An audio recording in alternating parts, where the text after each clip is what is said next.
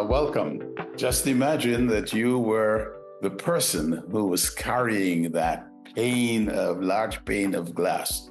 It fell and shattered at your feet, and you're looking at it in dismay, very discouraged. You see all the scattered, sharp pieces. You cannot put it together.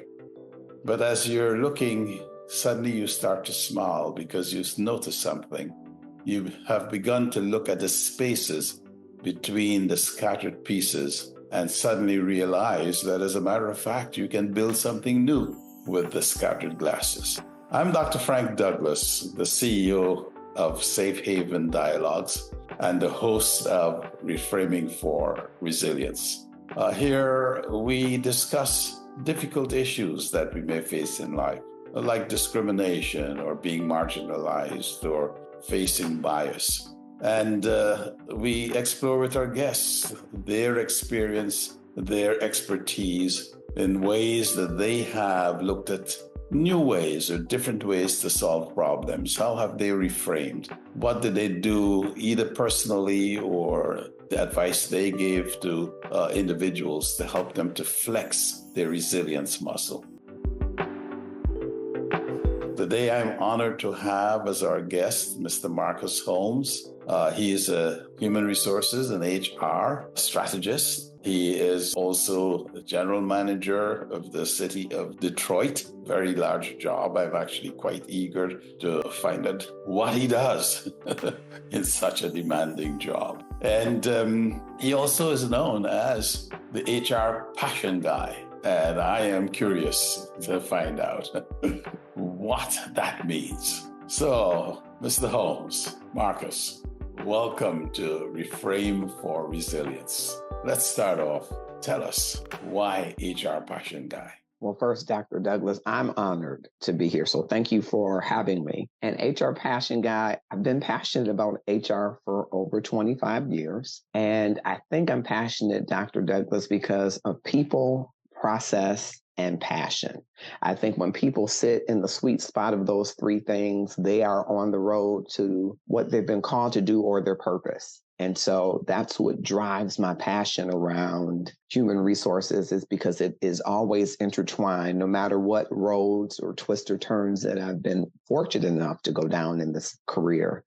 The bottom line was people, process, and passion. What was the organization passionate about doing? How did it impassion, embolden, empower its people to then carry out that passion? And what processes, systems, and people and groups of things people have utilized to accomplish those goals? So that's where that HR passion guy comes from, because I'm passionate about that. Sometimes that passion comes forward in different ways. Sometimes it's negotiating with labor partners and union. Sometimes it's helping employees to bounce back. Sometimes it is helping colleagues to see forward new strategies that will help us to achieve results on behalf of our organization and along with our business partners. So that's where that HR passion guy moniker comes from. I like it. It's actually your 4 Ps. Because those 3 Ps support, as you said, the purpose. The purpose, yeah. Purpose. And, so often we miss the purpose when we have a problem. Mm-hmm. And so it is so important when faced with a problem that we go back and think about a purpose, which will take us back to your 3 things. Yeah. Of, this is about people. This is about what you're passionate about. Mm-hmm. And what's the process that will help us deal with this problem? Absolutely. Tell me, you mentioned 3 things, which sort of gave me a sense of what you do in your job, but I'd like to hear a little bit more. You talked about negotiating with labor. You talked about helping employees with problems. One of the typical things we think HR does, apart from the recruiting, etc., which it starts there, and helping colleagues bounce back from challenges, etc. So give me a flavor of the day in the life of the passion guy, the HR passion guy. I love that, Dr. Douglas, the flavor, because it's really a gumbo. So it could be any number of things, but The area that I currently lead is called Policy Planning and Operations, and that includes all citywide policies that we have that touch employee, right? So guidance on those policies, crafting and developing and updating those policies. Some of them, of course, are driven by employment law. So always work around policy and research and engaging various stakeholders on what kind of policies we should be having for our employees. So that's one area. Then policy planning, rather, is the strategic arm of this group that does strategic initiatives like employee engagement, and that does people analytics. So we oversee and look for gaps in our current offerings from human resources and to see how we can fill those gaps strategically to help the city be a great place to work, an employer of choice, to help the city really reflect the mayor's 5 priority outcomes, and really to help opportunities rise throughout the city for employees and citizens alike. Then there's operations, which includes our about $15 million budget, and that includes HRIS and procurement, and a little bit of class comp in there, which is job analysis. So it's a gumbo, really. The flavor is different every day, depending on what's in that roux for that day, what's simmering and what's bubbling. A lot of it is, a reaction to that, but some of it from a strategy standpoint is proactive. So a day could be planning, a day could be responding, a day could be with vendors, evaluating new vendors. There really isn't I would say, boilerplate type day. It was very It's always fun. Yeah, good. Very interesting. You talked about, the city being the employer of choice for the employee. And, we're beginning to realize more and more the importance of employees feeling that they're being valued, that they belong, and the importance that has on motivation, engagement, well-being, etc. And just so often, employees may have a problem and it's not being addressed for one reason or another. Could you give us, of course, keeping all confidences, etc., an idea of an example of a problem for you that was significant in the sense that you're addressing that problem, your organization addressing that employee's problem, signal to other employees that indeed they are assets of the city, and they are the number one assets of the city as employees. So many companies say our employees are the number one asset, and then these problems come up. And so can you give me a sense where an example of an individual had a problem and addressing that problem actually signaled to many in the unit or, in the vicinity where that individual worked, that yes, the city treats them as a valued asset? And Dr. Douglas, that's a great question, heavy question, I think. But I can tell you that what resonated with me at the outset is the window pane and it crashing to the ground, right? And I am the author of a book called The Gratefulness Every Day. So I think gratefulness is a powerful tool to help employees bounce forward and be resilient, right? Say that again, The Gratefulness Journey Every Day. Yes, I have seen Gratefulness Journey Every Day. The Gratefulness Journey, yes. And so I relate. In the book, I talk about a situation where there was unfortunately a fatality among a mobile worker out at a location. And the mobile worker was the brother of an HR employee. And so typically we give, a certain amount of time relative to grief to allow people the space to come to terms with what has ceased in its form today. That window pane, right? Seeing the shards of glass. It takes some time to embrace that, right? Before you're able to ask that question, okay, is there a lesson in these shards? Is there the potential to reconstruct something new and maybe beautiful or different? And grief has its ebbs and flows. And so there was a situation where the leader of that employee had not experienced grief. And oftentimes when you haven't, there is nothing that can really describe it. It's hard for some people to be empathetic in an area where you've not had any experience. And without divulging, too much detail, because we wouldn't have that many situations like this, because we were able to creatively allow that employee to have more time for that grief space and more tools to be able to bounce back, it sent the signal to other employees that we really do care when our employees are experiencing trauma, when they're experiencing grief, when they're experiencing hard vicissitudes of life, that there are opportunities for us to demonstrate how we really do care. Opportunities rise when leaders say, I see you, I value you, I hear you. I'm not maybe akin to your experience, but I can imagine what that experience is for you. Here's how we're going to craft a situation where you feel that you have the emotional safety and psychological safety to stop or to have respite.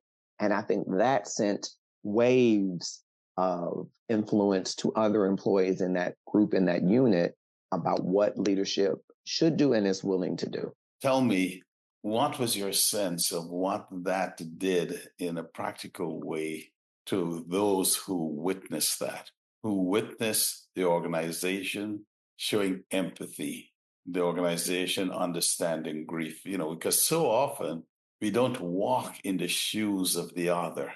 And in order to have empathy, you have to walk in my shoes. In fact, my latest book is actually entitled that, Until You Walk in My Shoes. And there's a reframe methodology that the book discusses. But this is such a wonderful example of empathy, of walking in the shoes and having others observing that.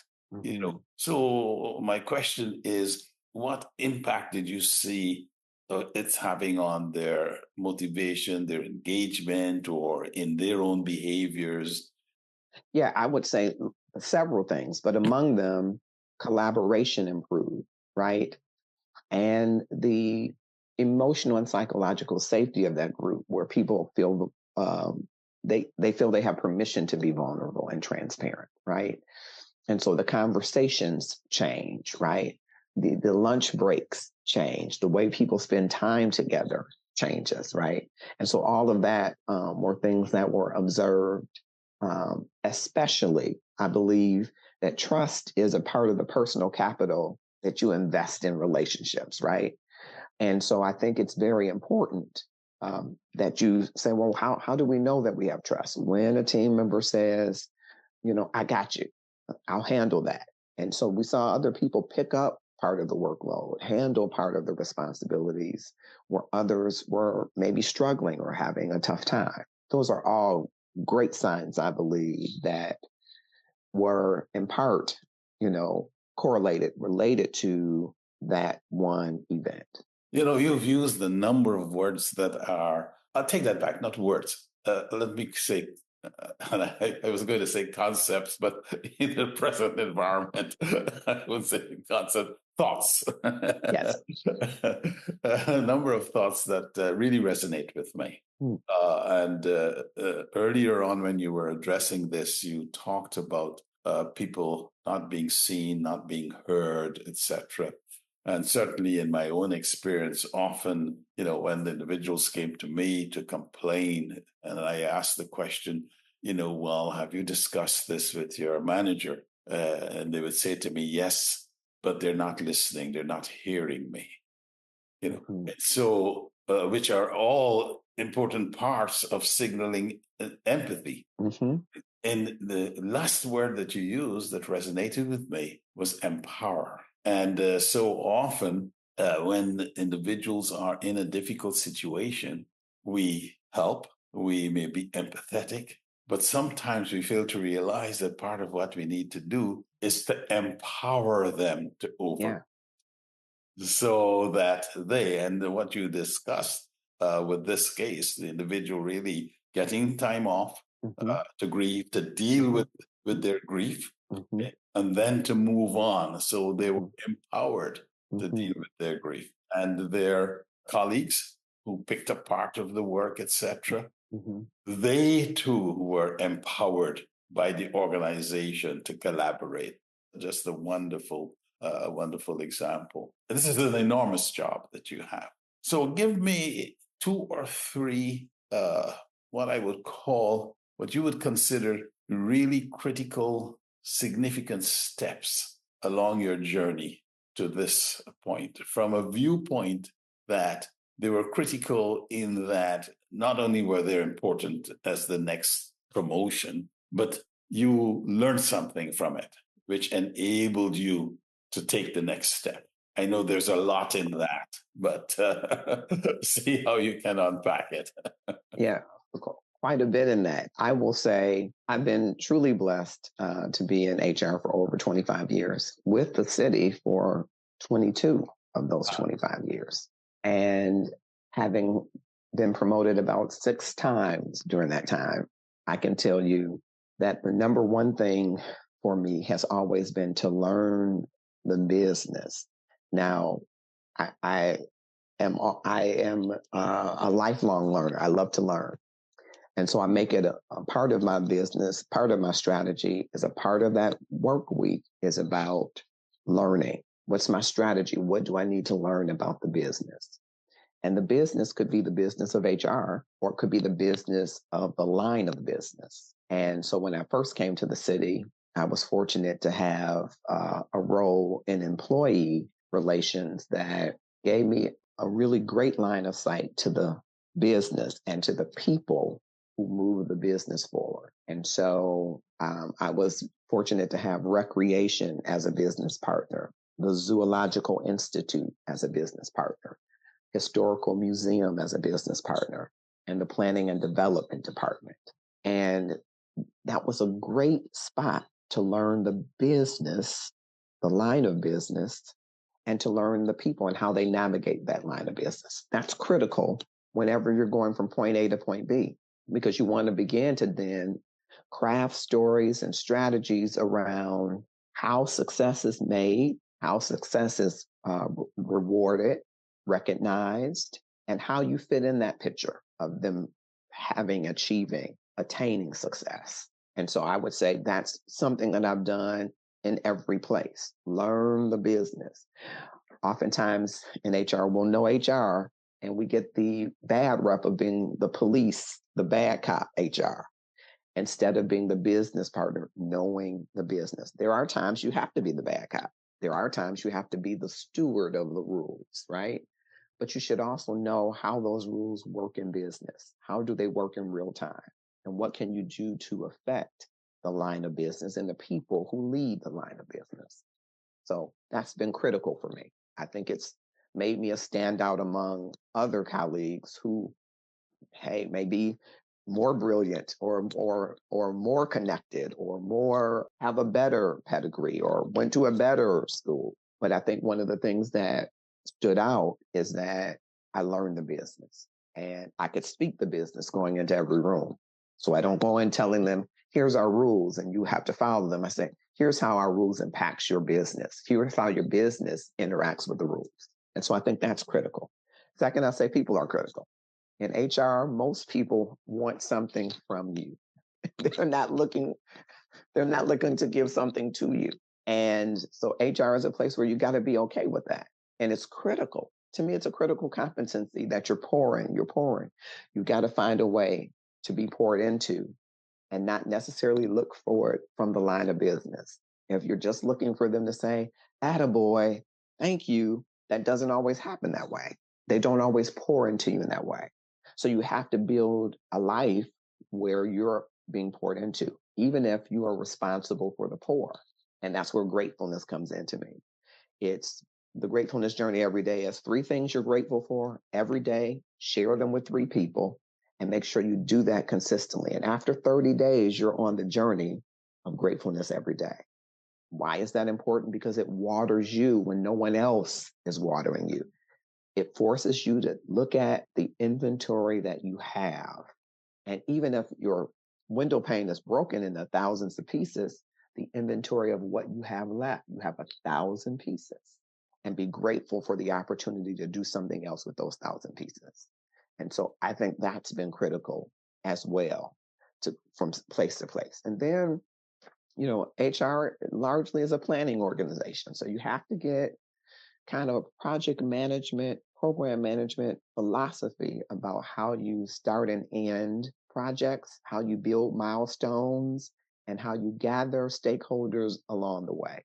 And I think that's critical, whether you're going to do an event, you're doing an initiative, you are doing change management, you kind of have to have some ideal around project management and engaging people and moving them toward the goal. You might not even be the leader of that organization, but you're an influencer, and influencers are truly leaders.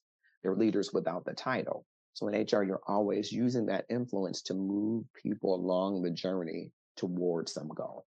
So I Let's would talk a say little those are bit. the three critical. Yeah, let's talk a little bit about the change management, uh, Mhm. aspect. What challenges do you find?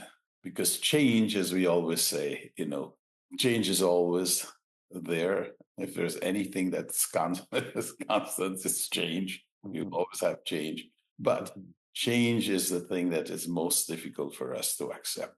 Mhm. So change management, which often is led by HR, or HR is Mhm. perceived to be, at least if they're not leading it, the policeman to make sure you follow the rules that have been Mhm. established by the new changes. Mhm. So how do you navigate change management so that those who are struggling with the change can look at the pieces and use those pieces in the new change? Or do you get them to say, okay, we have to forget the pieces and just look at the new ways of doing it? I mean, what do you do to help them be resilient?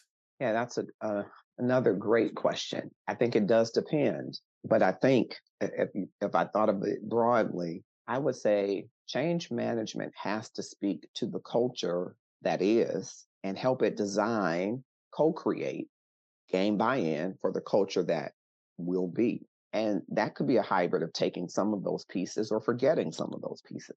But if you're able to craft a pathway forward that involves those that are going to be a part of the change, kind of a design thinking approach to change so that they are co creators of the change, and you're able to use personal capital to help influence them, believe that you're leading them in the right direction, that is a huge way to speak to the resistance that is bound to happen. It's in our nature, even though change is the one constant is the resistor of change, Mm. right? We're going to resist change. So knowing that you go in, of course, flushing out, now what are going to be the benefits for various different groups of stakeholders? And how does that live in the culture as it is today? Who are the ambassadors? Who are the resistors? And what are the effective methods to bring them on board? A lot of time with resistors, it's because they don't see that the value of change is going to be greater than the value of staying the same. So you got to be values based with resistors and get them to co-create. Okay. So here's where we are and here's how we will be better. Help me flesh this out. How would you design this process? How would you design this? How does this still achieve that we move from here to here? So you have to, it really does depend on what's going on in the culture and who are the resistors, influencers, and ambassadors. And you kind of could even do your list of the three. Here are resistors, here are influencers, here are ambassadors. And who are these people? And approach it, um, craft your approach in a design thinking way for each of those groups of people to move it forward. What happens? What do you do when the individual is resisting change, not because they don't believe that the change would be beneficial for the organization, but rather because they don't think the change would benefit them? Well, that's one of the things you have to do. I think you have to gain their buy-in on how it would benefit them. Sometimes that is helping them see the alignment or misalignment in what their personal values are and what the organizational values are, so that you can find how do we close that gap, because sometimes that's the case, but sometimes you have to include them in the design. Mm-hmm.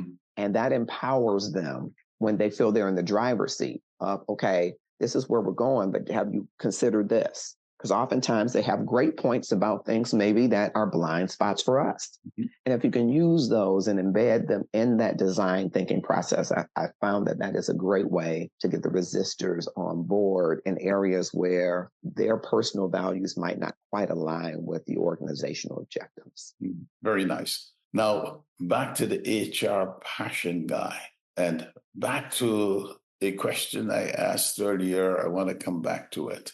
Mm-hmm. Amongst those steps, and you said something which is very important, which is a matter of fact, in my many years in industry, as I looked at who were my best partners in the HR department, it was indeed those HR colleagues who tried to understand the business. And you have said that several times. Along your path, you focused on learning the business. So in those steps that you took, and you had 6 promotions, if I recall, you've been there 22 years. I mean, just incredible.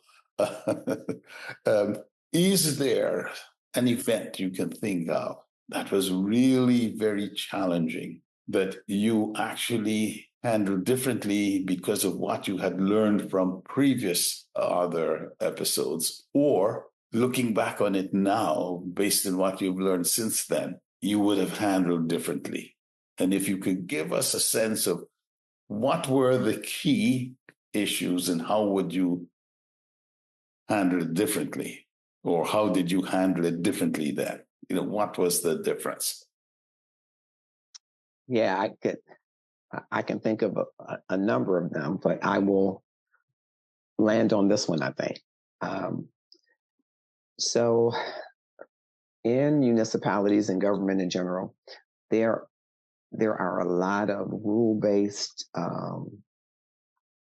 requirements, and a lot of that is largely because we have a lot of unions, approximately 46 still, across 10,000 employees. Back years ago, we had twice as many employees, so we were very larger employer, almost 20,000, but we're at about 10,000.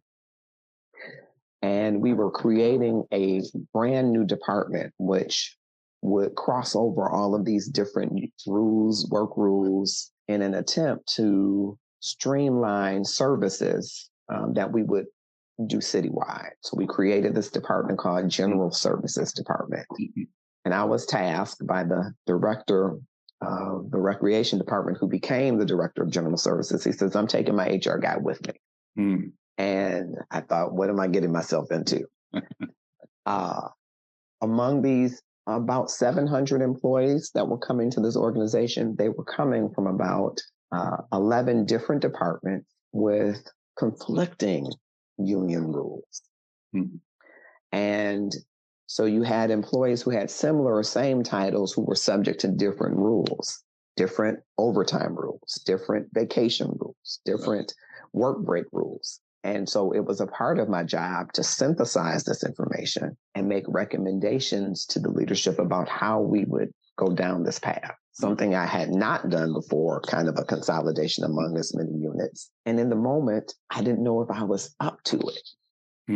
And I remember talking to a mentor back then who says, well, God rarely brings you to anything that he won't bring you through. He will empower you with the knowledge and the strength and the fortitude. And when you don't have it, Marcus, just ask him. He'll give you the wisdom freely. So I put that in my pocket and thought, this is great advice. And I think one of the things that helped me get that organization to what we will call a flow, harmonious flow, where everybody knew whose fiefdom and territories were merged and whose remained intact, which I think took us about 18 months to get there.